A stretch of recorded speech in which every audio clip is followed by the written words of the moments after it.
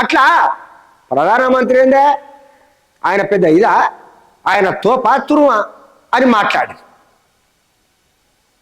మాట్లాడి ఇష్టానుసారంగా వ్యవహరించి ఇవాళ దేశంలోనే ఒక ప్రత్యామ్నాయ రాజకీయ శక్తిగా ఎదుగుతామని చెప్పి విర్రవీగి ఆఖరికి వచ్చేసరికి ఏమైంది, ఈడనే అధికారం కోల్పోయి పాపం తొంటిరిగి ఇంటికి పరిమితమై ఫామ్ హౌస్లో పడినాడు. ఇక ఈనాడ కూర్చొని అంటే ప్రణాళికలు సిద్ధం చేస్తున్నాడు.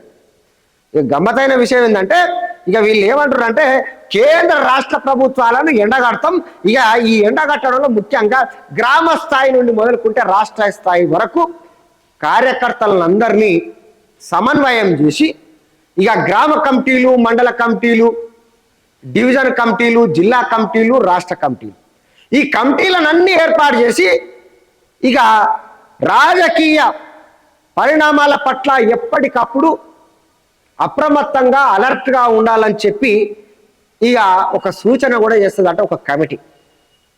అంటే రాష్ట్ర ప్రభుత్వం చేస్తున్నటువంటి ఏ కార్యక్రమం మీదనైనా ఏ చిన్న తప్పు అవకాశం దొరికినా దానిని పెద్దగా పబ్లిసిటీ చేసి ఇవాళ ప్రజలలో ఒక సింపతి పొందాలనే ప్రయత్నం చేస్తుంది.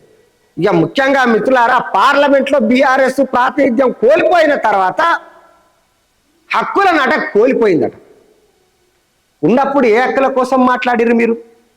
పార్లమెంట్లో మీరు ఉన్నప్పుడు ఏ హక్కుల కోసం మాట్లాడిరు ఒక్కసారి మీరు చెప్పగలుగుతారా? మీరు లెక్క చెప్పగలుగుతారా?